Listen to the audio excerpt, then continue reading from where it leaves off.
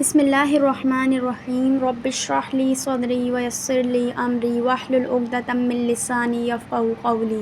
السلام علیکم ورحمۃ اللہ وبرکاتہ۔ امید ہے آپ سب خیریت سے ہوں گے اسٹوڈنٹس، اور یہ جو ابھی میں سلسلہ شروع کرنے والی ہوں ابھی اس کے بارے میں آپ کو کچھ ڈیٹیل بتاتی ہوں۔ آپ کو تھمبنیل سے بھی اندازہ ہو گیا ہوگا۔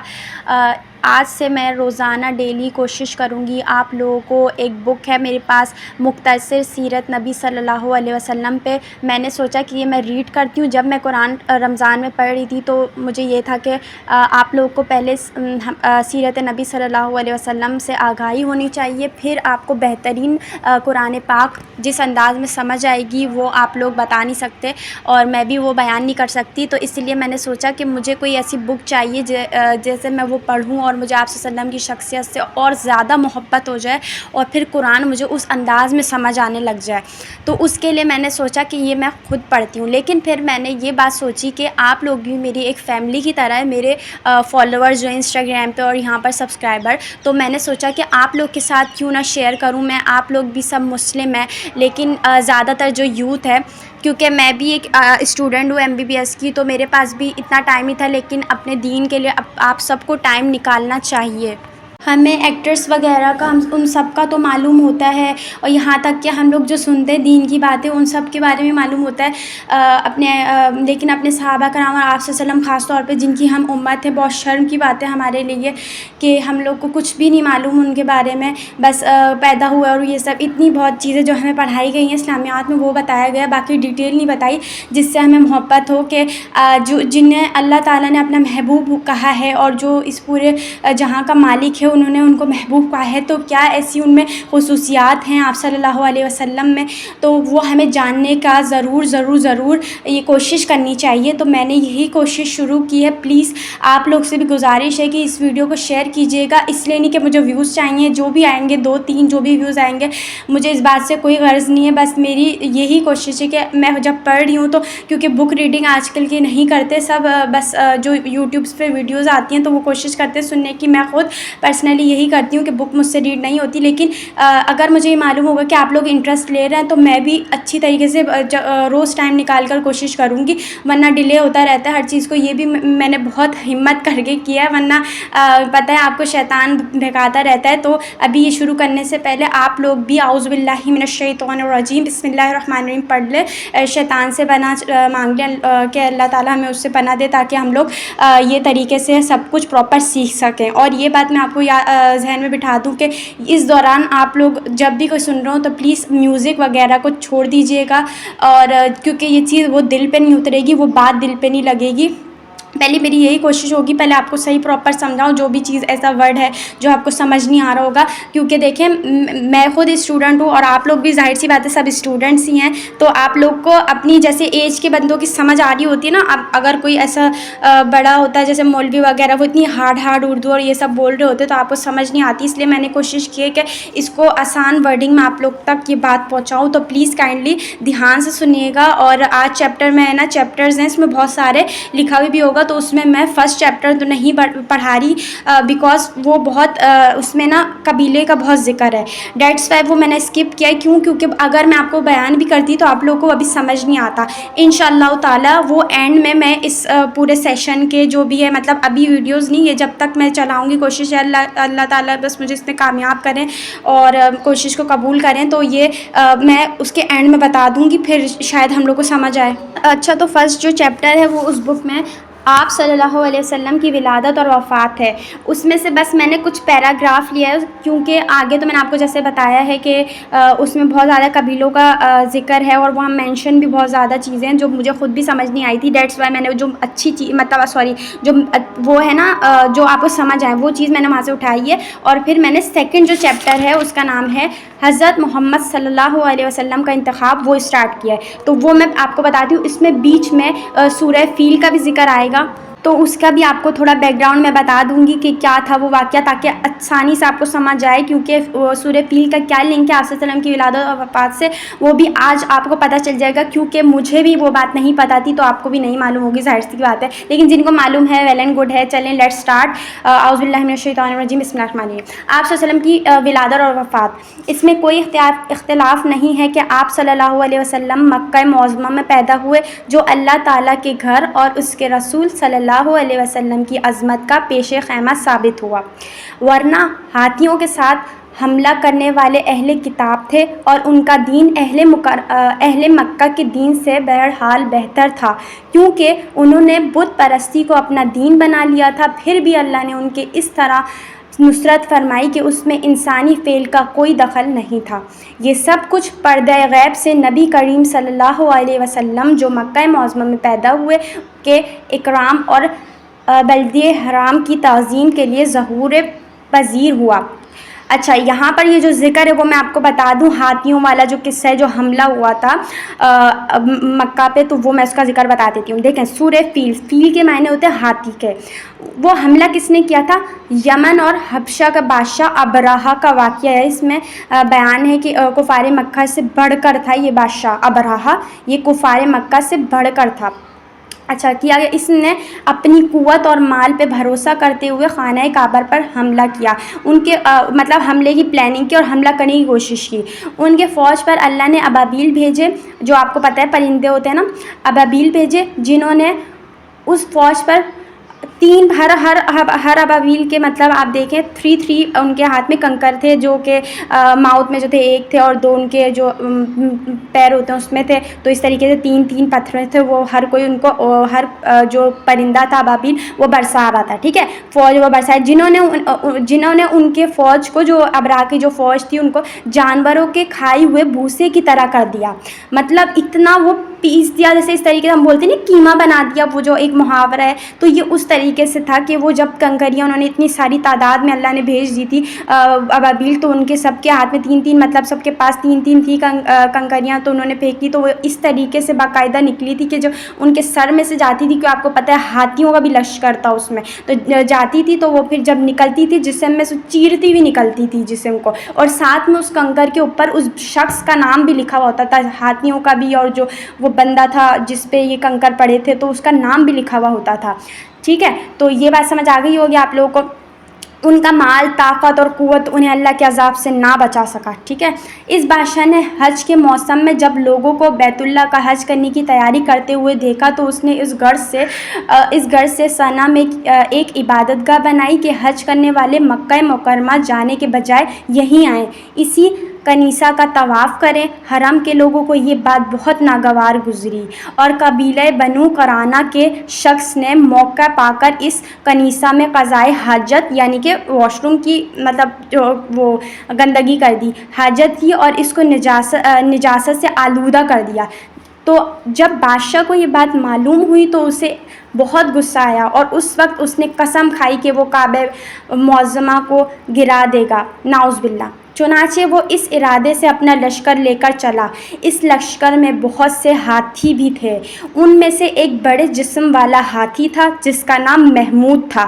اب میں ان کا یہ جو ہاتھی ہے نا، جو ذکر ہے ہاتھی کا، یہ میں کیوں یہاں پر ہائی لائٹ کر رہی ہوں، ابھی اس کی ڈیٹیل بتاؤں گی کہ یہ کیوں ذکر آیا ان کا، محمود کا یہ ہاتھی جو تھا بہت بڑا، تو اس کا کیوں ذکر آیا۔ اچھا بات یہ ہے کہ وہ ہاتھی کس کا تھا وہ میں اب بتاتی ہوں۔ اچھا، ابرہہ یہاں پہ لکھا ہوا ہے، ابرہہ جب مکہ مکرمہ کے قریب پہنچا تو اس نے اہل مکہ کے جانور قید کر لیے تھے، جس میں حضرت ابو مطلب کے 200 اونٹ بھی تھے۔ جب ابو مطلب ابرہہ کے پاس آئے تو اس ابرہہ نے ان کی تعظیم کی اور اپنے پاس بٹھا کر پوچھا، آؤ کس مقصد سے آئے ہیں آپ یہاں پر، اور آپ کا کیا مطالبہ ہے؟ حضرت ابو مطلب کا مطالبہ یہ ہے کہ مجھے میرے اونٹ میرے پاس کر دیے جائیں۔ ابرہہ نے کہا، مجھے آپ کی اس بات سے بہت تعجب ہوا ہے کہ میں خانہ کعبہ کو ڈھانے کے لیے یہاں آیا ہوں، جو آپ کا اور آپ کے باپ دادا کا مہذب و محترم مقام ہے۔ آپ کے لیے تو کچھ نہیں کہتے اور آپ اپنے اونٹوں کی واپسی کا مطالبہ کر رہے ہیں. تو یہاں پر آپ جواب دیکھیے گا، ان کے ایمان کا لیول چیک کیجیے گا کہ پہلے کے لوگ کیسے تھے. ابو مطلب نے فرمایا، میں اینڈ میں سوال کروں گی کہ ابو مطلب اور کون تھے، مطلب آپ صلی اللہ علیہ وسلم کا ان سے کیا تعلق تھا. ٹھیک ہے، تو آپ لوگ کو پتہ ہونا چاہیے، چیزیں بھی آپ کو معلوم ہونی چاہیے. ابو مطلب نے فرمایا، میں اونٹوں ہی کا مالک ہوں، اسی لیے انہی کے بارے میں کہتا ہوں، اور کعبے کا جو مالک ہے وہ خود اس کی حفاظت فرمائے گا. سبحان اللہ. یہ سن کر ابرہہ نے آپ کے اونٹ واپس کر دیے. حضرت ابو مطلب نے واپس آ کر قریش کو صورتحال سے آگاہ کیا اور انہوں نے مشورہ دیا کہ وہ پہاڑوں کی گھاٹیوں چوٹیوں میں پناہ گزیر ہو جائیں. چنانچہ قریش نے ایسا ہی کیا، اور پھر اس وقت حضرت ابو مطلب نے کعبہ کے دروازے پر پہنچ کر بارگاہ الہی میں کعبہ کی حفاظت کی دعا کی. دعا سے فارغ ہو کر آپ بھی اپنی قوم کی طرف چلے گئے، یعنی کہ ابو مطلب. ابرہہ مطلب وہ پہاڑوں میں ہی چلے گئے. ابرہہ نے جیسے ہی صبح ہوئی اپنے لشکر کو تیاری کا حکم دیا. اس وقت محمود نامی ہاتھی، جن کے بارے میں نے آپ کو بتایا تھا نا لشکر میں سب سے بڑا تھا، ان کی آپ بات دیکھنا، جانور کی بھی آپ وہ دیکھنا ایمان کا لیول. تو تیاری کا حکم دیا. اس وقت محمود نامی ہاتھی کی حالت یہ تھی کہ اسے دوسری طرف چلاتے تو چلتا تھا، لیکن جب کعبے کی طرف اس کا رخ کرتے تو وہ بیٹھ جاتا تھا. سبحان اللہ. ہر پرندے کی اب وہ مطلب سمندر کی جانب سے اللہ تعالیٰ نے ابابیل بھیجے. ٹھیک ہے، ہر پرندے کے پاس تین جیسے کہ میں نے آپ کو بتایا تھا پہلے، کنکریاں تھیں، 2 پاؤں میں تھی، 1 چونچ میں تھی. ٹھیک ہے، ہر کسی کے بعد 3 تھی. تو وہ جیسے ہی میں نے آپ کو بتایا تھا جب نکلتا تھا چیرتا ہوا ان کے جسم کو، تو وہ آپ کو پتہ ہے قیمہ بالکل بن گیا تھا ان بندوں کا جو یہ حملہ کرنے آئے تھے اس فوج کا، ابرہہ کی. تو وہ سب جو پتھر تھے ان پہ اس کا نام بھی تھے کہ یہ بندے تھے، یہ پتھر ان بندوں پر پڑے ہیں. ٹھیک ہے، تو یہ یہاں پر تھا. اب دیکھتے ہیں حضرت، اب یہ دیکھیں، یہ یہاں پر میں نے بتا دیا ان کا فرسٹ چیپٹر میں سے یہ جو چیز تھی میں نے نکالی، اور اس میں ڈیٹیل میں نے سرچ کی کہ یہ ہاتھیوں کا قصہ کیا ہے، تو میں نے آج آپ کو بتا دی. امید ہے آپ کو آج پتہ چل گیا ہوگا کہ کیا واقعہ تھا. ٹھیک ہے، جس سال یہ واقعہ ہوا اسی سال حضرت محمد صلی اللہ علیہ وسلم کی ولادت ہوئی. دیٹس وائی مجھے بتانے کا مقصد یہ تھا. یہ جو پورا سورہ فیل سے میں نے آپ کو لنک جوڑا ہے، یہ کیوں یہاں پر میں نے ذکر کیا ہے، اس پہ ریسرچ کر کے میں نے آپ کو سارا ڈیٹیل بتائی ہے. کیونکہ اسی سال ہی آپ صلی اللہ علیہ وسلم کی ولادت ہوئی تھی. اوکے، اچھا، اب ہم پڑھتے ہیں کون سا ٹاپک، حضرت محمد صلی اللہ علیہ وسلم کا انتخاب. صحیح بخاری میں ابو ہریرہ رضی اللہ تعالیٰ عنہ رسول صلی اللہ علیہ وسلم سے روایت کرتے ہیں کہ میں کئی صدیوں بعد بنو آدم کے بہترین قرون میں بھیجا گیا ہوں، حتیٰ کہ وہ قرن آ گیا جس میں پیدا ہوا ہوں. مطلب اس حدیث سے یہ ثابت ہوتا ہے کہ آپ صلی اللہ علیہ وسلم نے خود یہ بیان فرمایا ہے کہ میں بہترین بنو آدم کے جو بہترین خاندان ہے اس میں مجھے اللہ تعالیٰ نے پیدا کیا ہے. کیونکہ اللہ تعالیٰ نے، آپ کو پتہ ہے نا، قریش ایک مہذب گھرانہ سمجھا جاتا تھا. یہاں پر بھی آج آپ کو پتہ ہے جو ایک اپر کلاس کے لوگ ہوتے ہیں ان کو ایک اچھا سمجھا جاتا ہے، ان کو الگ سے پروٹوکول ملتی ہے، ان کی ایک الگ عزت ہوتی ہے. جیسے عرب کوئی گزر رہا ہو مسلمان، ان کی کتنی عزت کرتے ہیں، وہ اللہ تعالیٰ کی طرف سے ہی ہے. کیونکہ اسی میں ہی، ان عربوں میں ہی آپ صلی اللہ علیہ وسلم پیدا ہوئے تھے. تو اللہ تعالیٰ نے وہ عرب کو بھی جو ہے اس کی ہی وجہ سے، آپ صلی اللہ علیہ وسلم کی وجہ سے ہی انہیں فضیلت دی تھی. ٹھیک ہے، اب آگے کیا ہے، ایک تو یہ حدیث سے ثابت ہو گئی کہ یہ بہت افضل ہے خاندان.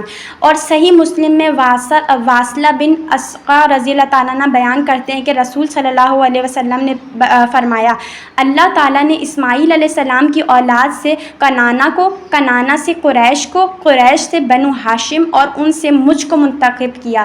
اس حدیث سے بھی یہ ثابت ہو گیا کہ آپ صلی اللہ علیہ وسلم جو ہے جو اسماعیل علیہ السلام کی جو بالکل پوری اولاد ہے ان میں سے ہیں. کیسے کہ میں نے آپ کو بتایا تھا جو حضرت ابراہیم علیہ السلام ہیں، ان کے 2 بیٹے تھے، اسماعیل اور اسحاق علیہ السلام. اسماعیل علیہ السلام جو تھے ان کی اولاد میں سے آپ صلی اللہ علیہ وسلم، اور جو اسحاق علیہ السلام تھے پھر ان کے یعقوب کے بعد یوسف علیہ السلام، یعقوب کے بعد یوسف علیہ السلام، اور وہ جو 12 قبیلے اور وہ سب تھے وہ اس طرف سے چلتا ہوا آ رہا ہے. وہ جو اسرائیل وغیرہ ہے نا وہ ان کی اس طرف سے. لیکن ہمارے یہاں پر جو ہے مطلب ہمارے یہاں کے آپ صلی اللہ علیہ وسلم جو ہے اسماعیل علیہ السلام کی اولاد میں سے. تو یہ بات آپ کو سمجھ آ گئی ہوگی جو کہ آپ کو پتہ ہے ان کی وائف ہاجرہ تھی، اور وہ ان کا میں آپ کو بتا دوں گی آگے یہ سارا قصہ ابراہیم علیہ السلام کی. تو ہاجرہ سے وہ اسماعیل علیہ السلام تھے، یاد ہے نا اپنے وہ چکر لگائے تھے جو پہاڑ پر، اور آب زمزم کا سارا واقعہ اگر نہیں معلوم انشاءاللہ اگر آئے تو میں ضرور بیان کروں گی. ٹھیک ہے، یہ دوسری حدیث بھی ثابت ہو گئی. اب ایک اور حدیث ابن عباس سے روایت ہے کہ رسول صلی اللہ علیہ وسلم نے فرمایا، اللہ نے مخلوق کو پیدا کیا تو مجھے بہترین مخلوق اور فریقین میں سے بہترین فریق میں پیدا کیا. سبحان اللہ. پھر قبائل کا انتخاب کیا تو مجھے بہترین قبیلے میں کیا. اسی کے بعد خاندانوں کا انتخاب کیا تو مجھے بہترین خاندان میں بھیجا. اس لیے میں بلحاظ نفس اور بلحاظ خاندان سب انسانوں سے بہتر ہوں. ٹھیک ہے، یہ بات آپ کو سمجھ آ گئی کہ خاندان کے لحاظ سے بھی بہت بہتر ہیں، مطلب بہترین ہیں. اللہ تعالیٰ نے ان کو خاندان کو بھی اتنا رتبہ دیا کہ بھائی اس خاندان میں آپ صلی اللہ علیہ وسلم پیدائش ہوگی تو پہلے سے ہی اس کو ایک فضیلت دے دی تھی اللہ تعالیٰ نے اس خاندان کو. تو اس لحاظ سے بھی بہت افضل ہیں. اور ایک اس لحاظ سے بھی جو ابھی آئے گا وہ میں آپ کو سمجھاؤں گی. اس حدیث کو ترمذی نے ذکر کیا ہے اور اس کو حسن کہا ہے. حسن ہوتا کیا ہے؟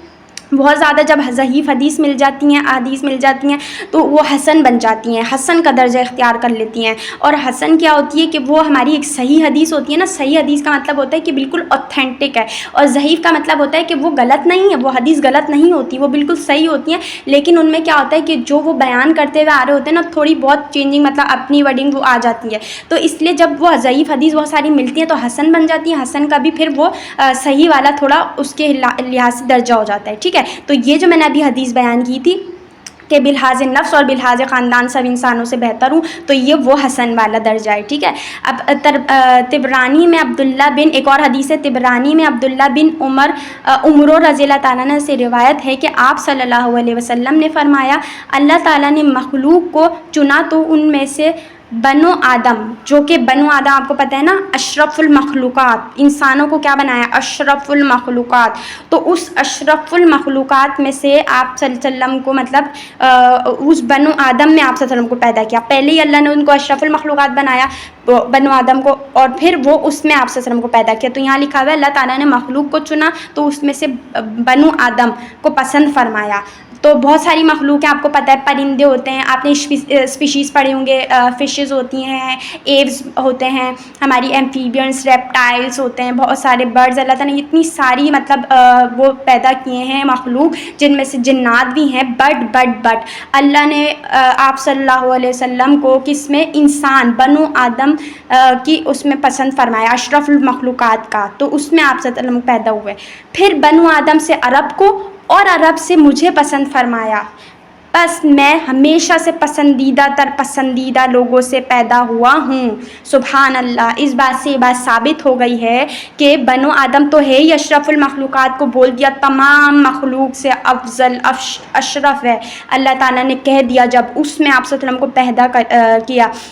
تو عرب کو بھی اللہ تعالیٰ نے پسند فرمایا. کیوں عرب کو؟ یہ نہیں کہ کیونکہ آپ صلی اللہ علیہ وسلم نے آخری خطبے میں یہ فرما دیا تھا نا کسی عربی کو کسی اجمی پر کوئی فضیلت حاصل نہیں ہے. فضیلت کے اعتبار سے ظاہر سی بات ہے عرب اور اجمی جو ہم لوگ ہیں ہم برابر ہیں. بٹ جو یہاں پر بات ہو رہی ہے کہ اللہ نے عرب کو پسند فرمایا، وہ اس کانٹیکس میں بات ہو رہی ہے کہ جو قرآن پاک کے اللہ تعالیٰ نے وہ عربی زبان میں کیا تو وہ اس میں ایک ویلیو تھی. اور عرب کے لوگ بھی مطلب پہلے کے یہ تھے کہ بہت ان کا جو کلچر وغیرہ تھا وہ بہت اچھا تھا اس طریقے سے. تو اللہ تعالیٰ نے عربوں کو وہ فضیلت نہیں دی، ان کو پسند فرمایا. ان کی لینگویج بھی قرآن پاک ان کی ہی لینگویج میں آیا. سمجھ آ رہی ہے؟ تو یہ اس طریقے سے بولا ہے کہ عرب کو پسند آیا تو مجھے بھی ان میں ہی پیدا کیا، عربوں میں. ورنہ آپ صلی اللہ علیہ وسلم اجمی بھی ہو سکتے تھے، بٹ عربی اللہ تعالیٰ نے کیا نا کہ اب ہمارے سامنے کوئی عربی ہو تو ہم وہ اس وجہ سے ان کی عزت کرتے ہیں کہ بھائی قرآن پاک بھی اس لینگویج میں، رائٹ. یہی ہمارا سارا کانسیپٹ ہوتا ہے نا. اور آپ صلی اللہ علیہ وسلم بھی عربی تھے تو اس وجہ سے بھی ہم عزت کرتے ہیں ان لوگوں کی. تو یہ تو